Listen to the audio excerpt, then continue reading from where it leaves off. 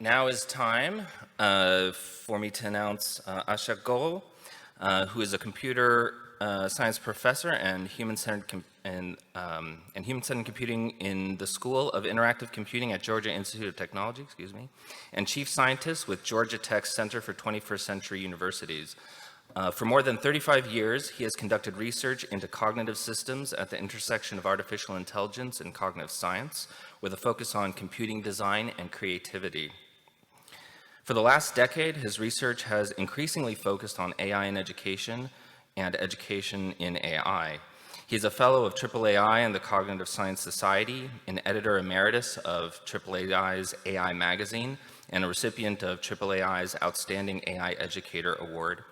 He is the current executive director of the National AI Institute for Adult Learning and Online Education, sponsored by the U.S. National Science Foundation and headquartered at Georgia Tech. Also a contributor to previous proceedings of Learning at Scale. So please help me in welcoming our keynote speaker. Thank you, Zach, for the kind invitation to give this talk and also for the generous introduction. So I want to begin by framing a problem. According to the World Economic Forum, they publish a jobs report every 1 or 2 years. In 2023, they projected that 44% of workers' skills will be disrupted by AI. That's about 60 million American workers. This is just for the United States. In 2025, just last year, they changed their projections and said that now there'll be 92 million American workers who will be displaced over the next 5 years.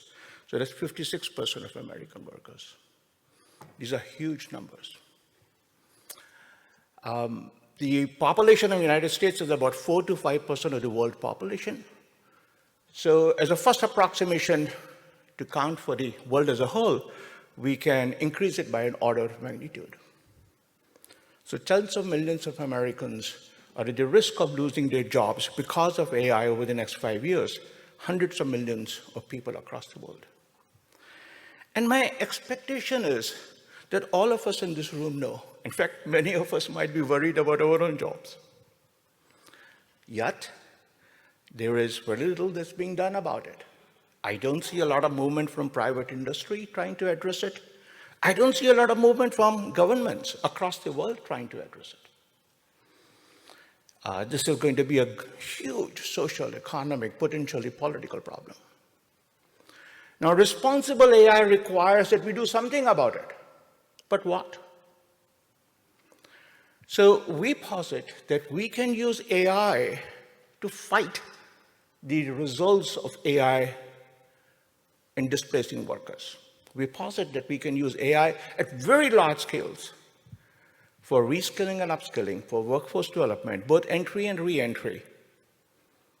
So clearly we are talking here about adult learners. And clearly we are also going to talk about adult learners who cannot move to schools of education like Georgia Tech because of age or health or family or jobs. So we must take education to them. We're talking about online learning. So these are non-traditional students with non-traditional methods of learning. And that's our audience. So at AI-ALOE, at the National AI Institute for Adult Learning and Online Education that Zach briefly introduced, our vision, our long-term vision is that we can use AI to enhance the proficiency of adult learning and online education, using in-person education as a benchmark. Now, some of my colleagues think that they can do better than in-person. For the time being, we'll just leave it as a benchmark. And our day-to-day mission is to conduct responsible research into AI that's grounded in theories of cognition and learning, because that's who we are. We are cognitive scientists, we are learning scientists, and derived from the scientific methodology of learning engineering, and I assume that many of you are familiar with it. All right, so that's the problem. A huge problem, a new problem, a problem that has arisen over the last decade or so. It wasn't there at the turn of the century. Now, to get into the ideas, because ideas have an origin, I want to flash back. So this is like a movie script. I'm going to flash back, I'm going to flash forward. So in 2014, Georgia Tech started an online Masters of Science in Computer Science program. It's now the world's largest online program in computer science, and one of the subjects it teaches is AI. At present, there are about 19,000 students. When it started in 2014, it started with just 200 students. The median age is about low to mid-30s.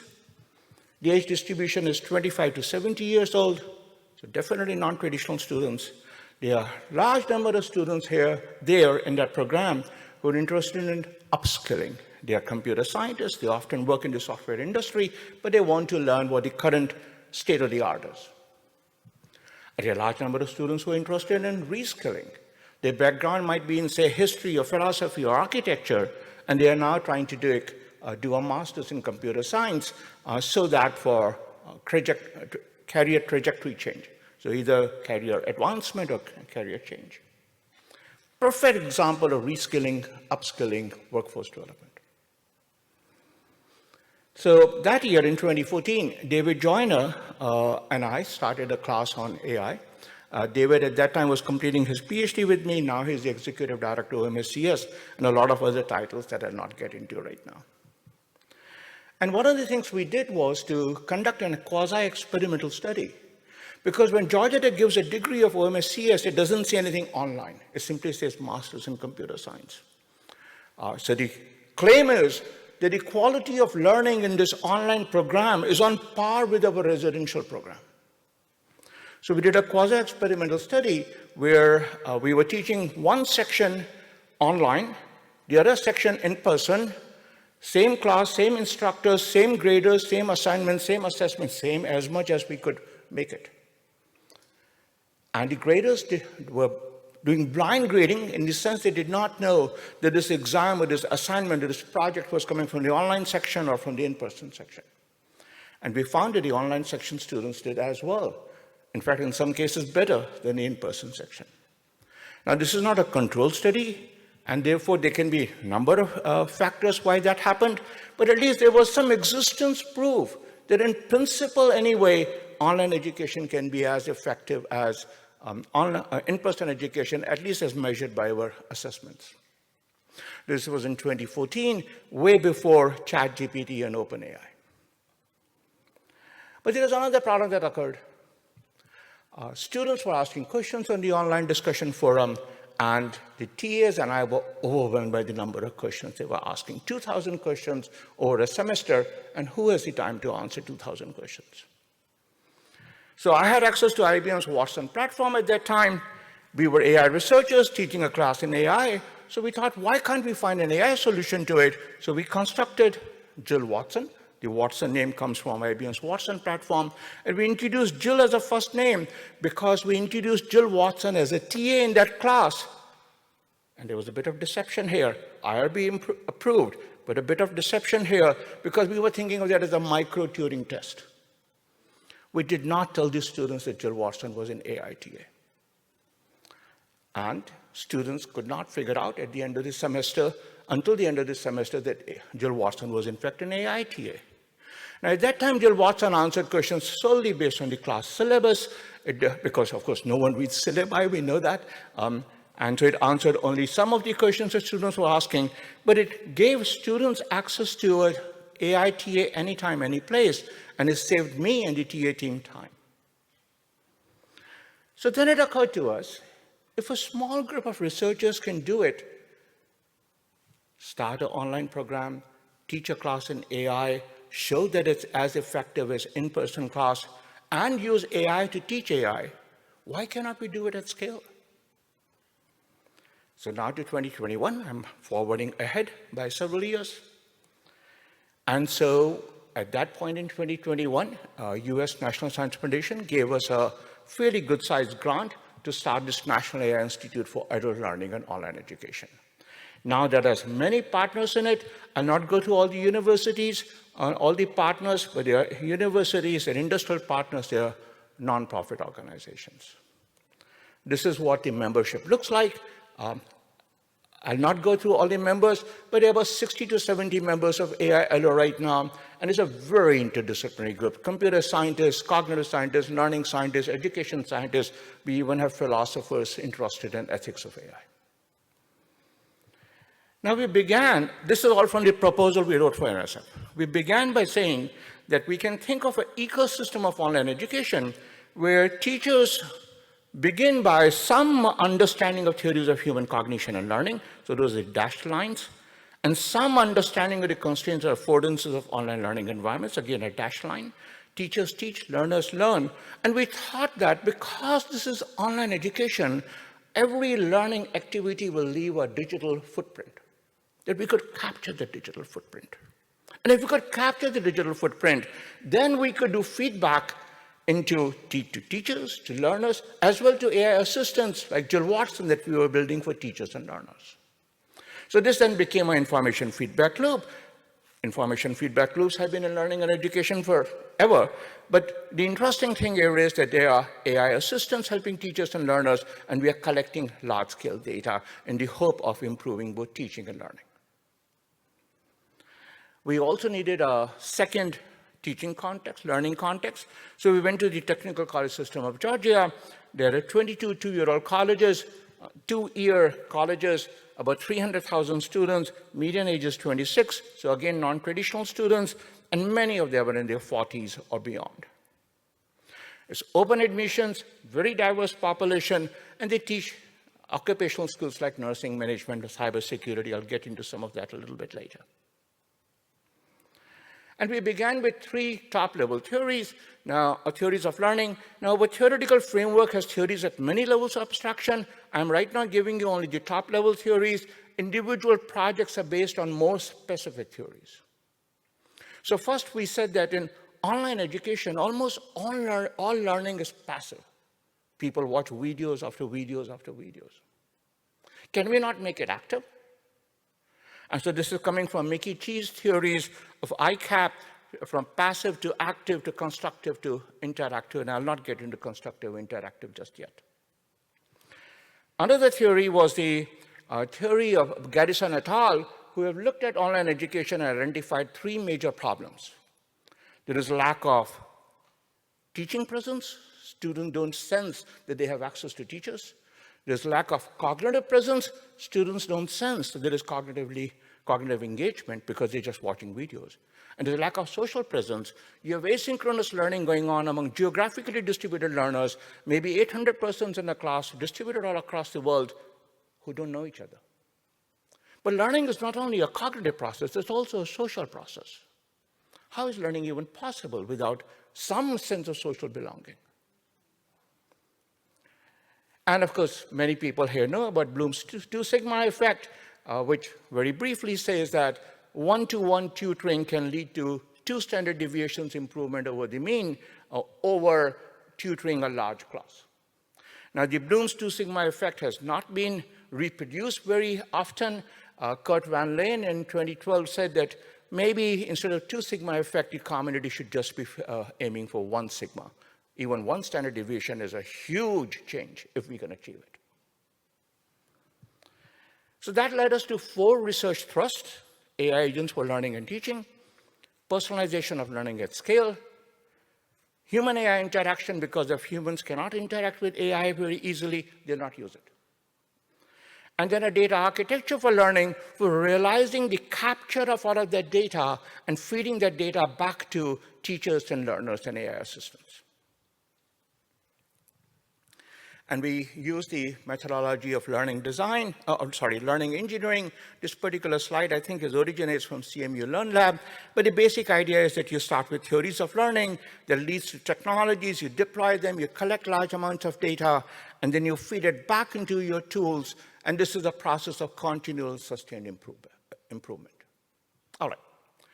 So I hope I've given you a sense of the problem we are trying to address and the scale of the problem, and a sense of where we began in 2021, what approach we thought we could take. Because how do you even begin with thinking about helping tens of millions of American workers or hundreds of millions of workers across the world, adult learners, reskill and upskill through online education? There has to be a starting point. So now, fast forward, we're now in 2026. So one of my colleagues, my late colleague, Ruth Canfor, and her students, Sibylle Lidgard and Rebecca Story, developed the ecosystem of early learning. So the top lines are theirs, and they define 3 kinds of learning: micro-learning, meso-learning, macro-learning. In micro-learning, a student or a learner is dealing with a single AI tool. The learning occurs over seconds or minutes or hours, not much more than that, and there is one data source. In meso-learning, a student might be dealing with learning over a semester or more. And now it's not just cognitive and metacognitive processes, but social, emotional, motivational factors that become very important. You may have multiple data sources. How do you account for those multiple data sources? And then macro-learning, which might be occurring over lifetime, when you may have employment records and educational records, and now age, family, work become critical. Now you're dealing with a very large number of AI tools, a very large number of data sources. How do you use all of that data? So over the last 5 years, we have built 7 AI technologies. These technologies cover a very large number of skills: apprentice tutor, mathematical skills; ITEL, reading and comprehension skills; IV, skill learning from interactive videos; Jill Watson, I mentioned briefly to you; SAMI for social belonging, because social presence was one of the things that Garrison et al. Had identified as a problem in online learning; SMART for concept learning, so this is learning through concept maps; and VERA for model learning, learning about models of open systems. Each theory has each tool, each technology is based on its own specific theory and theory of change. And now, my colleague Ruth also put them in the spectrum of cognitive teaching, social presence, and macro learning. And so we are trying to cover a range of these. We also built a data architecture for AI augmented learning that we call A4L. From the left-hand side, we automatically ingest data from all of these tools and from multiple data sources that I'll get into. And we want to support not just micro-learning, which is, again, unfolding over seconds or minutes or hours, but meso-learning and potentially macro-learning. We are not at the level of macro-learning where we are collecting data across a lifetime. I'll get into more about the data architecture a little bit later. Now, one thing we have found is that when we were working on these problems, we came across many problems for which AI did not have a solution. So organically, we identified problems that AI could and should solve. Some of those problems are machine teaching, metacognition and AI agents, mutual theory of mind, and I'll get into at least some of them, mutual theory of mind in particular a little bit later. So it's not just a question that there is some AI technology, there are some problems in learning and education, and we can use these AI technologies to rethink, reimagine learning and education. But also problems in learning and education inspire us to think in terms of new AI paradigms and metaphors. All right, so I'm about 40% into my talk at this particular point, and I'm going to now talk about a few results. Apprentice Tutor, we deployed it in a class on drug calculation in an associate degree program at nursing at the Technical College System of Georgia. About 20 to 25% of students in this typically do not pass the class on drug calculation and get out of the program. Since we have started using Apprentice Tutor, the completion rate is 100%. Now, this is just one college. It turns out there are tens of thousands of associate degree programs across the United States. So imagine what might happen if we were to deploy it across the country. SMART, the system that enables concept learning. So this connects with quality of learning and with personalization. So Bloom's 2 sigma effect is typically very difficult to reproduce, but SMART has resulted in one standard deviation improvement in academic performance in core classes at TCSG. Now this is for a population where many students do not come with high school diplomas. They earn the equivalent of high school diploma on the way. And Jill Watson, we have evidence now that Jill Watson fosters critical thinking, higher order thinking. Now Jill Watson uses ChatGPT as the backend, and I'll get into how Jill Watson differs from ChatGPT. Now, what does it mean to say that Jill Watson fosters higher order thinking? How do we know that? So we used Google's BERT model to train an agent, a classification agent, on publicly available data sets. So they're publicly available data sets of questions in the Bloom's taxonomy. On the left side are lower order questions and higher order questions. Lower order questions are about memory recall. Higher order questions are about analysis or synthesis or evaluation. Now, in a typical in-person class, the literature says about 10 to 20% of the questions tend to be higher order in Bloom's taxonomy. Most of the questions the students ask in in-person classes are of low order. We collected questions that students were asking, about 5,500 questions, from Georgia Tech classes, from TCSG classes, from classes in AI, from classes in English. This is over a longitudinal study over a period of time. And as we did that, we found that the number of higher order questions ranged from about 22% to about 50%. This is in the rightmost column. Now, this result flies in the face of a lot of other results that are getting reported in the literature. I'm sure you have come across studies which say, well, AI is going to reduce the need for critical thinking or higher order thinking. AI is going to make our students cognitively lazy and so on and so forth. That's not the evidence we are finding. And I'll give you more evidence a little bit when we come to another technology called Ivy. So now the question becomes why? Why is it that we are getting different results? I'm not sure I have a full answer, but I'll give you two hypotheses. One is it depends on the learning context. Like I mentioned, many of these technologies have been used in the OMSCS program, where many of these students tend to be more mature. But I think an even more important reason is that these technologies, the apprentice tutor, SMART, Jill Watson, all of the technologies that we have work really well when these technologies are used in conjunction with good instructional design. So AI technologies by themselves are not necessarily the answer. The reason they work well is because the teacher is changing his or her class, his or her instructional materials, his or her assignments, his or her assessment methods that encourage foster critical thinking. So AI can help it, but AI by itself will not do it. If you just take AI technology and give it to students and say, use it, that's not enough. So we have now teaching fellows who help co-design these technologies. Since this study was done on critical thinking about 2-3 years back, we have moved on to a multimodal version of Jill Watson. Let me give you the motivation for this multimodal version.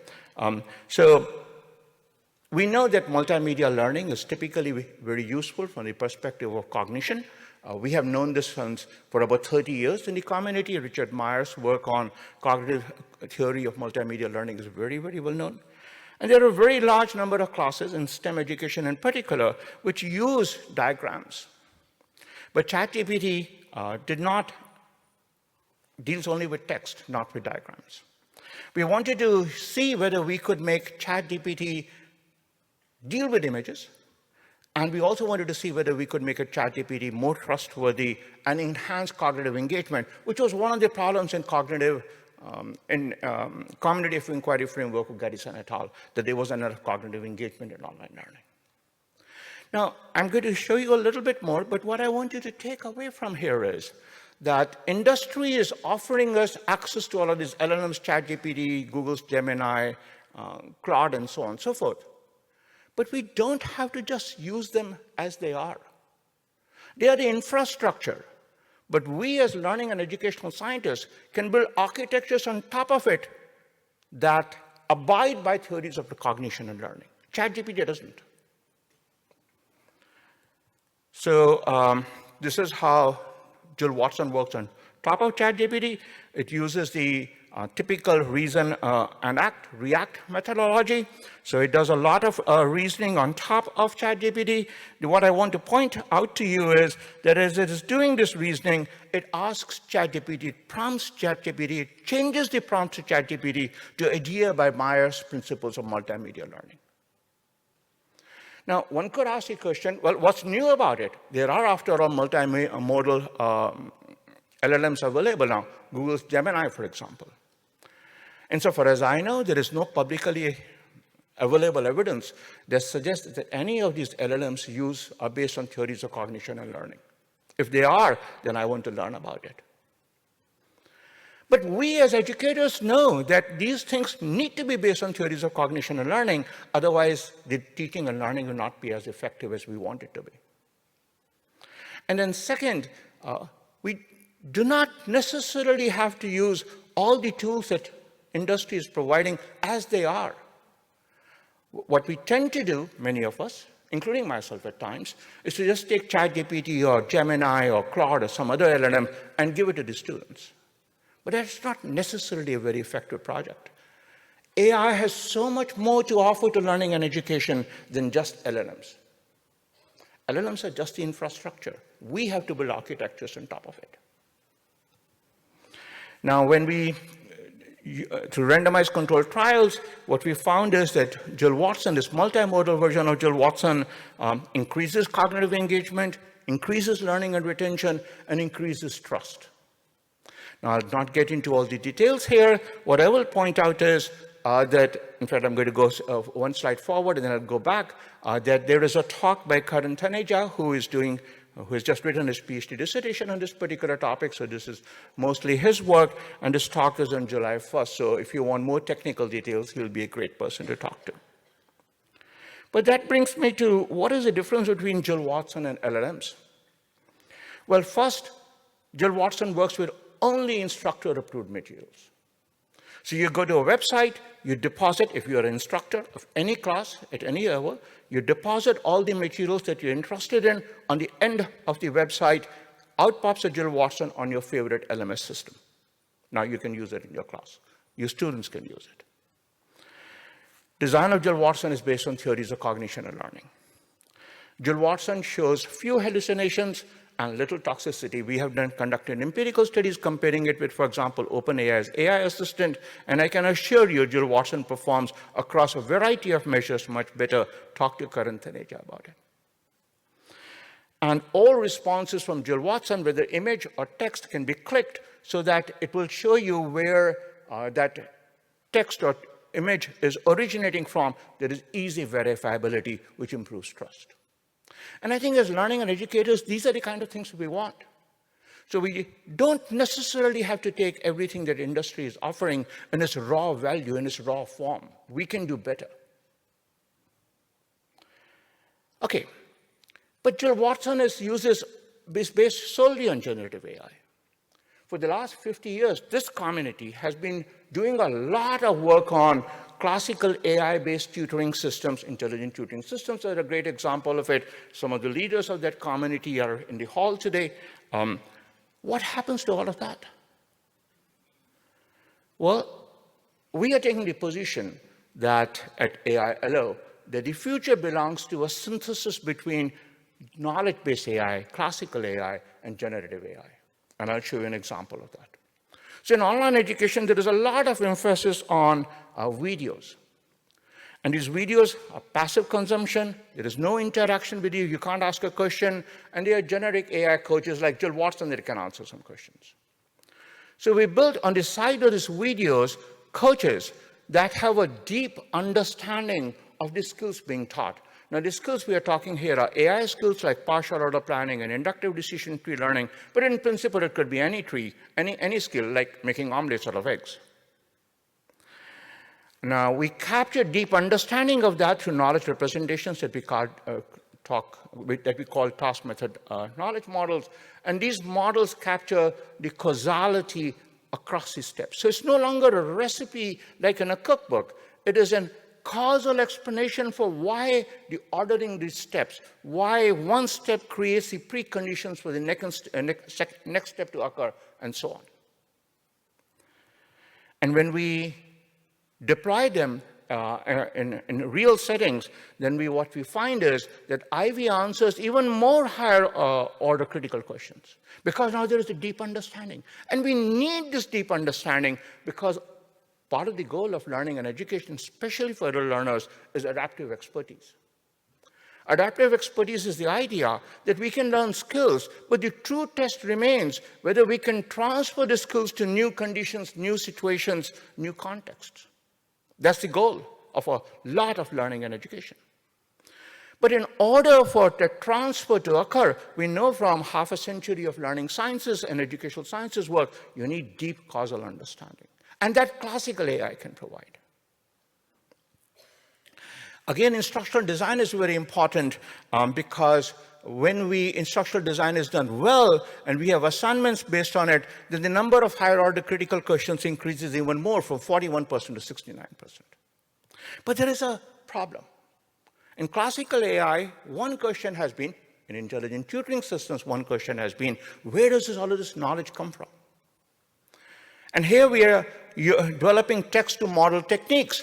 So you can think of this as system one and system two thinking coming together. System one from Daniel Kahneman and other cognitive scientists' work which is fast, intuitive, automatic, and I'm going to put right now Gen AI in that column. And system two is slow, deliberative, conscious, and I'm going to put that in the system two column. So classical AI in the system two column. So system two works very well. We know from half a century of work in this community, but the question is, where does that knowledge come from? And we have built techniques that acquire that knowledge semi-automatically from LLMs. So that's shown on the bottom right, where you have instructional text that results in the acquisition of models directly from instructional text. Again, I'll not go to the details, but there is a paper by Rahul Das that he'll be presenting a little bit later on Wednesday, July 1st. So you should, if you want, go to him and talk to him. A few results from a data architecture. So Georgia Tech has agreed to share with us some data from LMS, Learning Management System, some data from SIS, this is Student Information System, and most of the time, most universities don't share that data because of reasons of data privacy. So there are huge issues of data governance and data policy, and that data governance and data policies are being provided by Georgia Tech. But we take all of this data, we put it in a standardized form. The standardized form is coming from our colleagues at One Ed Tech. It's called Caliper Analytics. Why put it in a standardized form? Because we want all of these tools, the 7 tools that we have built, to use the same data. So if Jill Watson creates some data, we want it to be available to Smart or Apprentice Tutor or SAMI. But that means that all of this data has to be in the same standardized form. So it's not just a question of using that data for instructors and learners. We want it to be useful for all the AI tools. So the emerging metaphor is of a community of AI tools which are collaborating together in support of teaching and learning. So on the top right, an instructor in the purple box may begin with some instructional materials. Students engage with that, and the AI agents, the data architecture, A for L data architecture, is processing all of that interactions and LMS data and SIS data, presenting information about the instructor, and then embedded inside these visualization dashboards are other AI agents who inform the teacher that an intervention is needed, because a teacher does not have the time to go through 800 visualizations. And the instructor may ask additional questions, and the cycle repeats. The agent processes more information and suggests to teacher how the intervention might be needed. So this is human-in-the-loop personalization. So now we have access to a large amount of data in a very high-dimensional data space. And that means that we can now start asking questions that we could not ask earlier. So for example, do students who ask questions of Jill Watson early are more likely to submit on-time submissions? So now we can do correlation analysis, and with that comes predictive analytics and diagnostic analytics. I'll give you one early result. This result is not reflective of the true power of this data architecture. I picked this result more because it is reflective of the problem we are dealing with adult learners. It turns out that older adults, this was a surprising result for us, that older adults tend to ask more questions of Jill Watson than younger adults. Why? We are not sure. And insofar as I know, results like this have been rarely reported in the literature. If you know of literature on that, I'd love to hear from it. So these are the kind of correlations that we can certainly do, and this is important because it's not a question that we can take conversational AI agents and plop it in a class, but it is that we'll have to build different architectures on top of the infrastructure these conversational agents are offering for different contexts, for different users, for different cultures.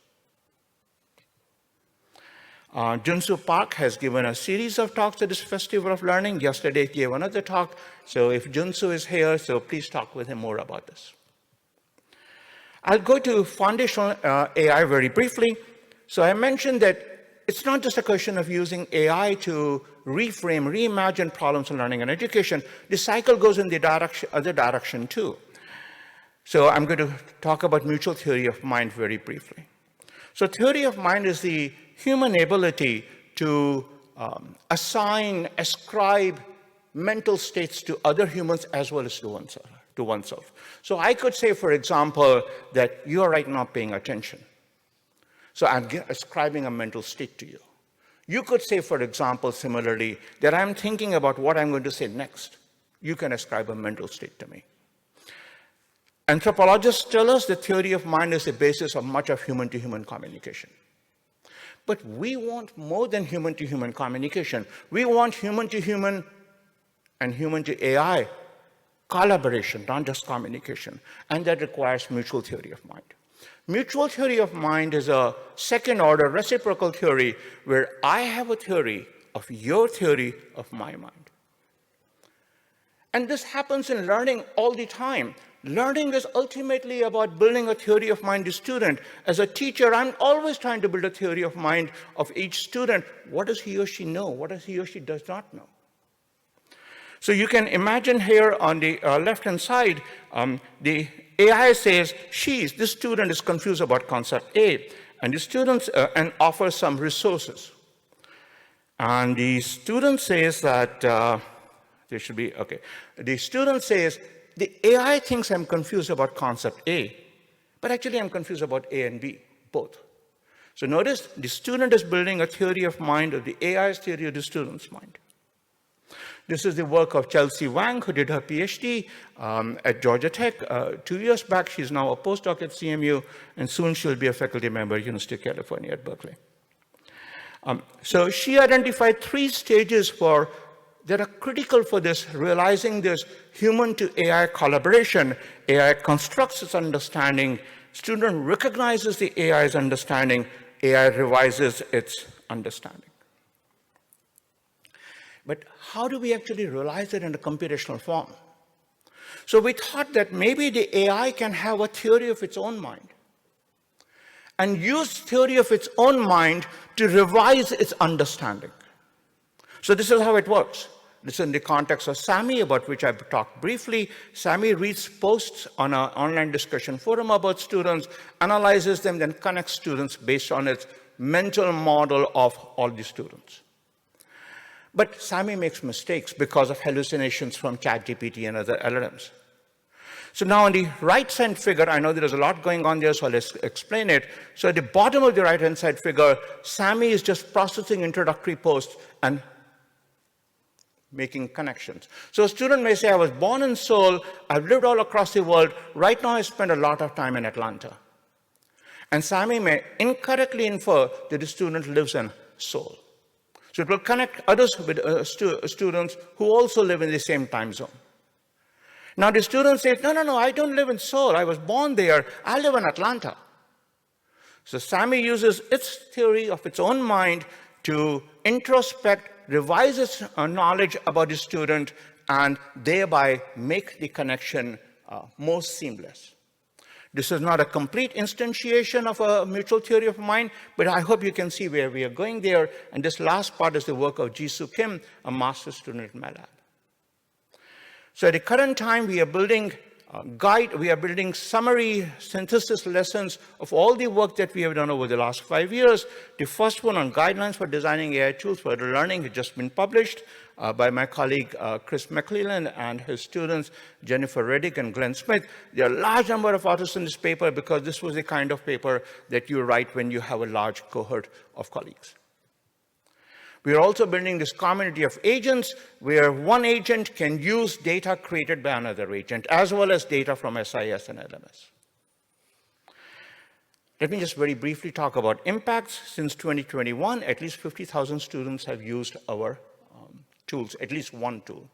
Now, this 50,000 tool is a much smaller number than tens of millions we were talking about, but it's a drop, or it's a dot in the right direction.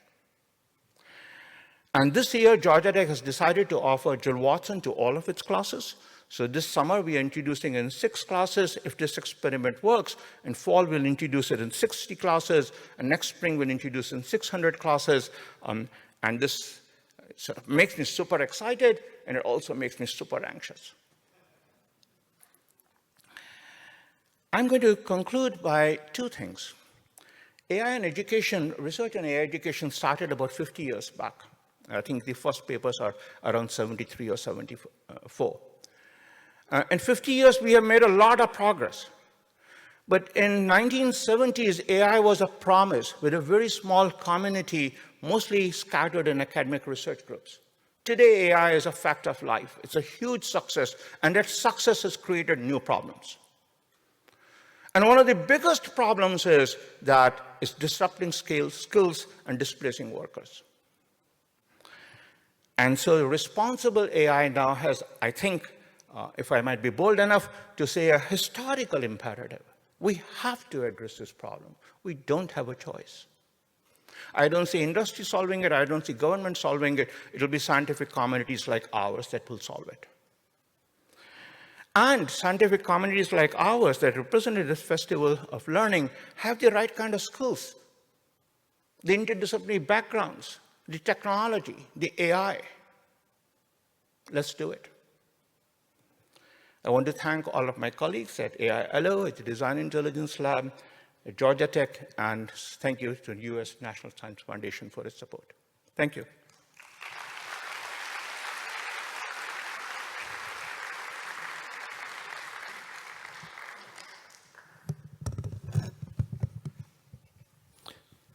That was a wonderful talk. Thank you very much, Ashok. We'll take questions now. Got Ken right there. Oh, we have a mic runner on the way. Leave your hand raised.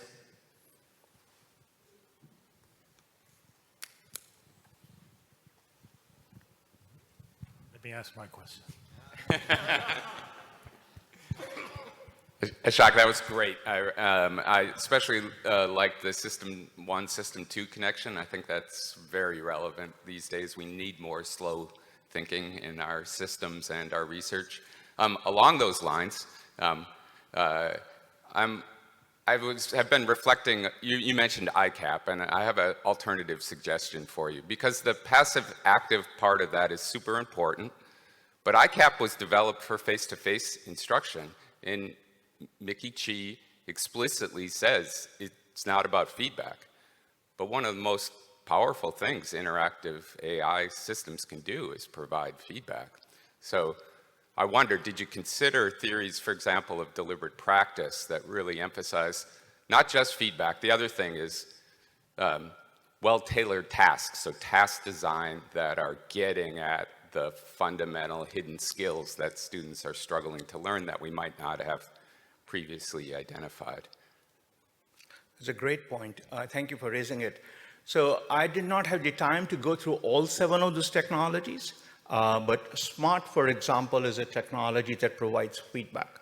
So you begin with the text, and a student constructs a concept model out of it, and as compared to an expert concept model, and then SMART provides feedback. Apprentice tutor, in fact, is based on the notions of deliberative practice. So among the various technologies that I discussed, feedback and deliberative practice is, in fact, covered by them, by some of them.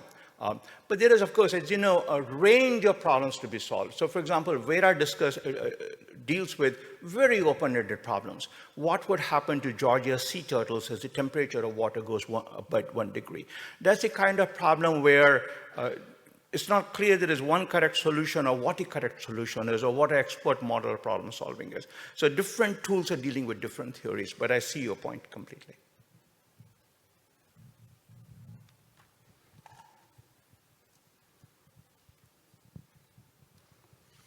Well, thank you very much for a very interesting talk. I have a couple of questions, so I will just ask one. One is, it feels somewhat paradoxical. I don't think it's a real contradiction, but it feels somewhat paradoxical that we're looking towards AI in our search for solutions to this de-skilling problem. Like, we are trying to train workers to do things that AI could not do, and yet we're using AI to do so. So if you formulate the problem that way, it sounds very intractable and like we're on the wrong path. I don't actually believe that, but I'd be interested in hearing your vision, for example, how AI might be helpful in sort of professions that have more soft skills, like nursing was actually one of your examples. Yeah. So we don't want AI to do all the nursing work, presumably. What are the strengths of AI in helping people learn the sort of special social skills that are involved? So that's a great point, but that, again, the kind of question you're raising leads to a conundrum.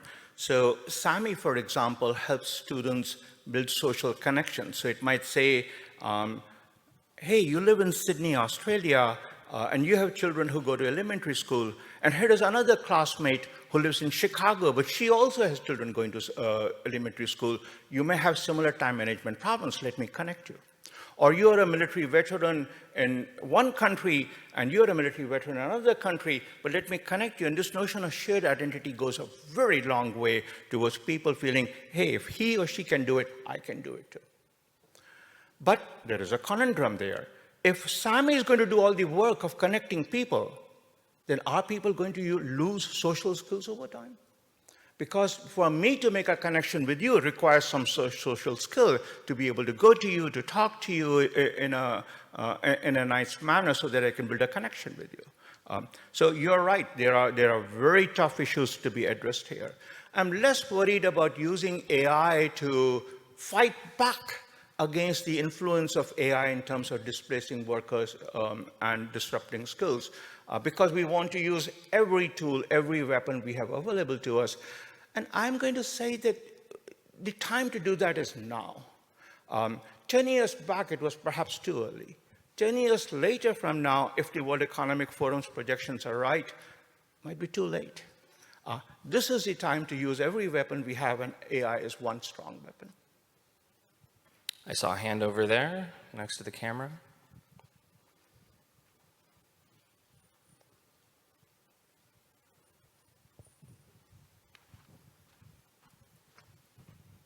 Thank you very much. It's a very interesting talk and very interesting to see also from the perspective of computer science all the advances that you're making. I have a very short question.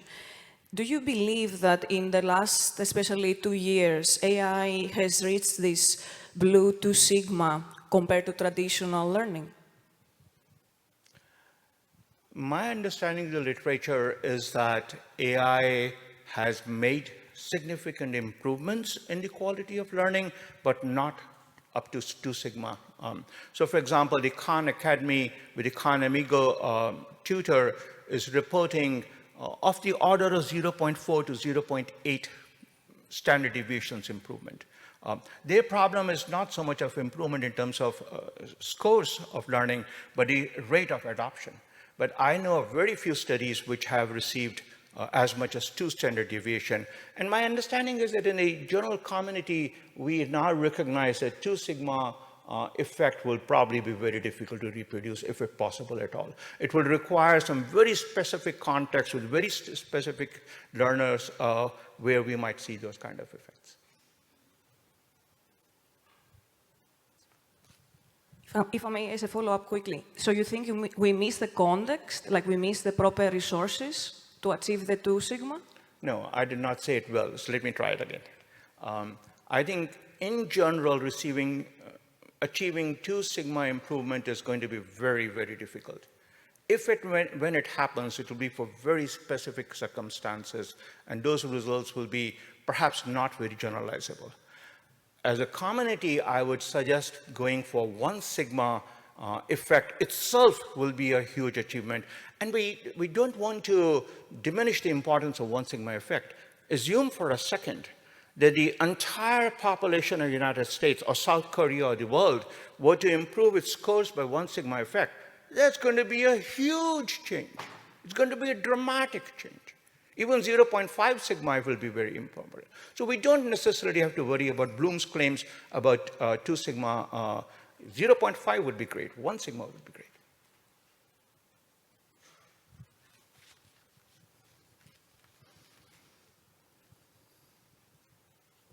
I'm Mladen from Monash University here. Thanks, Ashok, for the great presentation and for showcasing such a fascinating work that you and your colleagues have done over the past years.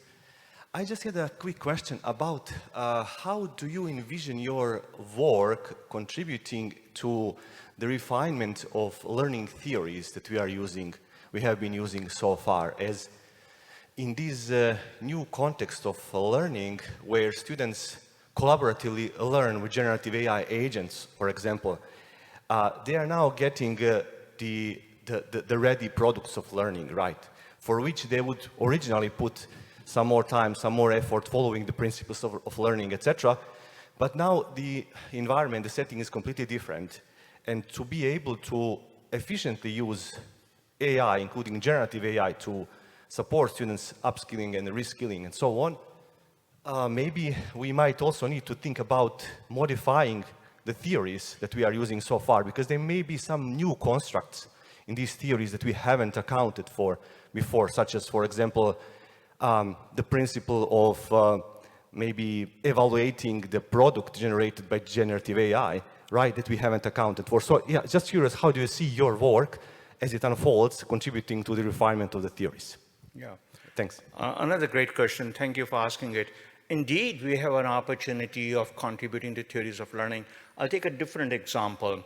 So one of the 7 tools that we have built called Vera for Virtual Experimental Research Assistant supports inquiry-based learning, which is a major theory of learning. But inquiry-based learning, historically in AI in education, has not had the success that people envisioned in the 1990s. So work by Barbara White, for example, or Christina Schwartz has had some success, but not quite the success we wanted, because inquiry-based learning is very hard. Students don't have the domain knowledge, and they don't have the meta-modeling knowledge to be able to do inquiry-based learning. But now in comes AI, and especially generative AI. One of the difficulties has been as students conduct various actions of modeling, it's very difficult for the AI agent to interpret those modeling interactions. But now we can use generative AI, which is what we are trying to do in our lab, to interpret those interactions and to provide very fine-grained support and scaffolding. That is a way in which we can take the existing theories of inquiry-based modeling and refine them further. So I totally agree with you. What will come out of this will be not just new AI technologies and how we use them in learning and education, but what will come out of it, I think, will also be new theories of AI, or at least more refined theories of AI, of learning and education.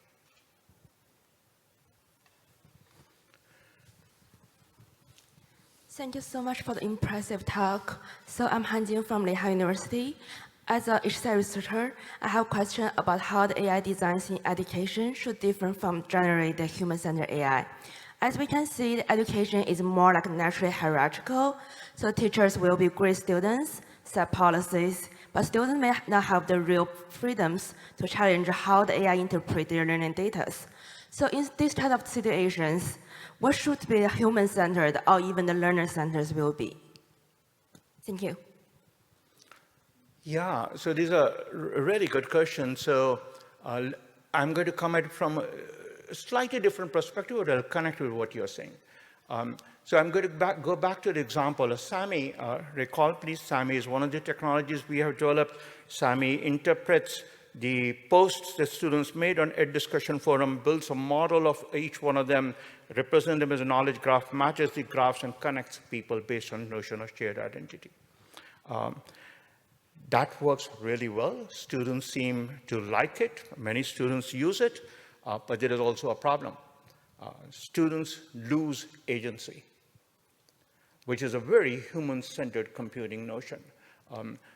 By delegating many tasks to computers, students are losing not just the skills of building social connections, but the notion of human agency. They want to remain in control of whom they want to befriend. And here they are delegating it, we are delegating it, or we are promoting the delegation of the responsibility to AIs. So that works well for learning and education in this particular context that we are dealing with, but has huge problems, questions for human-centered computing. So I totally agree with you. I think what is working in one situation may not necessarily transfer in all situations. In this situation, however, students say that they are willing to lose some of their agency. Sorry, let me rephrase that. Students say, there's also a question of data privacy. We're looking at their posts and using those posts to connect them. But students say their need for social belonging is so large that they're willing to trade off some issues of privacy, data privacy, and agency for doing that. But this is particularly in this context of learning and education. I don't know whether it is the right policy in all contexts of human-centered computing. Thank you for this great talk. Really appreciate it. I wanted to, when I think of reskilling and upskilling, I think of the 90s and the North American Free Trade Agreement. A huge number of jobs left the United States and went to other countries. And we had the same situation, disruption of jobs, need for reskilling, need for upskilling. There was a lot of talk about technology being able to do that, but in the end it never happened due to various reasons. And one part of that is a large population, is their unfamiliarity with any kind of technology or ability to use it. So are there any learnings from there that you can incorporate into what you're proposing, and what is it that we can do better this time around? So that's a really good question, too. Certainly, there are huge forces at play here, not just technological forces, but ultimately technology is situated in economy and culture. We cannot just talk about technology. We have to find solutions from a socio-technical system perspective, where technology will be one part of the solution, but economy, culture, they will all play roles. The NAFTA agreement, for example, was an economic agreement, not a technological agreement necessarily. So I certainly agree with that. But there is also another danger. We could also say that, and I think this is what is happening right now, we could also say, hey, the problem is so big, I can't do anything about it, and therefore we don't do anything about it. So within this particular hall, for example, I suspect that many of us are concerned about our own jobs or jobs of our family members or friends. We see this tsunami coming, and we are in thrall of that, in dread of that, afraid of that, but we also feel that we have no control over it, so we don't do anything. And what I'm suggesting is that, yes, indeed, there are social, economic, political, cultural forces at play here about which I cannot do anything. But AI is one part of that mix. Technology is one part of that mix. And this community is the right community. If not us, who will do it? The technology side of it. We are uniquely qualified, this community, to do that. Now, ultimately, this will have to be combined with economic and cultural forces, so I certainly agree with you on that part.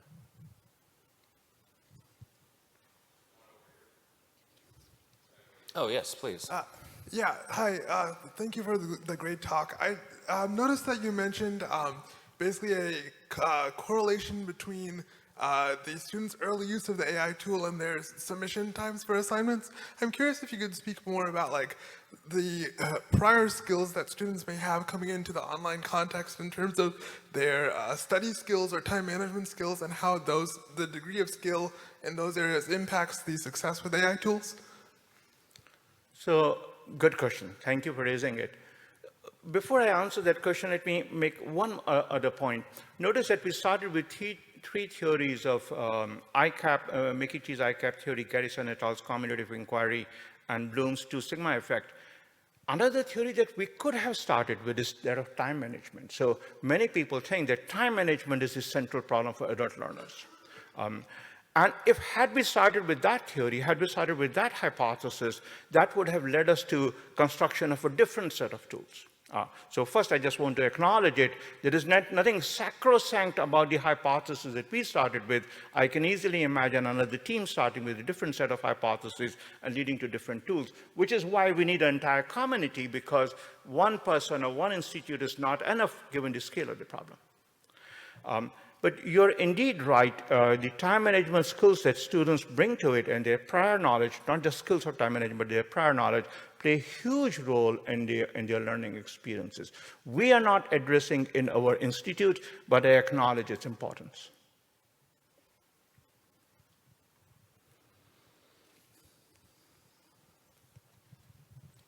Very informative talk and discussion. Thank you. My question is, what new competency or skills or knowledge do instructional designers need to create tools like Sammy and Jill Watson to work effectively with faculty navigating this new AI for reskilling and upskilling? Thank you. It's a good question. And this is a critical question because for these AI technologies to succeed, we will need very close collaboration with instructional designers and really new kind of instructional designs. Given the current instructional designs, it's unlikely these AI technologies will achieve the purpose that we want to achieve. I think at least basic AI literacy is needed, but much more than that. So we are working with a number of teaching fellows at Technical College System of Georgia. It is not so much that they need a particular skill as much as they need a particular disposition. So there are many teachers at TCSG who are not very inclined to work with us because we come from an AI background and they feel that we might be instrumental in disrupting their skills. So I think it's disposition that is much more important than specific disposition is also part of competency rather than specific skills. And once you have the kind of disposition where you're willing to work with AI, then that changes everything because you can acquire the skills and other competencies. Maybe one more question. We'll go for this region over here. Hi, this is Tushar from Khan Academy. Thank you for the very informative talk. You mentioned that we should treat AI as infrastructure and build our systems on top of that. We've been doing that over the last year. We've seen good improvements in cognitive engagement and other metrics, which we'll be talking about this afternoon. But we haven't seen that kind of inflection point like we've seen in coding agents, for instance, right? So I'm wondering, like, how much of this is because the foundation models have to be improved for learning versus us, trying to build systems on top of it. So what are your thoughts there? Yeah. So I'm familiar with some work by Khan Academy, and thank you for doing the work, great work. So really appreciate what you do at Khan Academy. Having said that, I also think that, or let me put this in a question form rather than an assertion form. I wonder whether we have become too enamored of generative AI, and we are all putting all of our bets on generative AI. Now, as powerful as generative AI is, we also have 50 years of experience using knowledge-based classical AI, and which has succeeded very well. For example, in intelligent tutoring system, for example, using deliberative practice as a learning methodology. And so one way in which I think we might get closer to the inflection point that you're looking for, or that we are all looking for, I'm looking for the same thing, is if we can use the two in conjunction with one another. And one way of doing that is that in knowledge-based AI, there has been a huge problem for 50 years. In intelligent tutoring systems all have the same problem. How do you engineer the knowledge? How do you craft the knowledge? So instead of thinking of using generative AI LLMs and just putting them in the class, can we start thinking, not against that, I think that has its value, But can we start thinking also in terms of how we can use generative AI in different ways, for example, by crafting the knowledge that knowledge-based learning agents need? So that might be one way in which we can accelerate the process towards the inflection point. Ashok will join a chatbot session in half an hour, and so if you have remaining questions, some of that panel can be used to have follow-up questions. You can also approach him, but let's please thank Ashok one more time.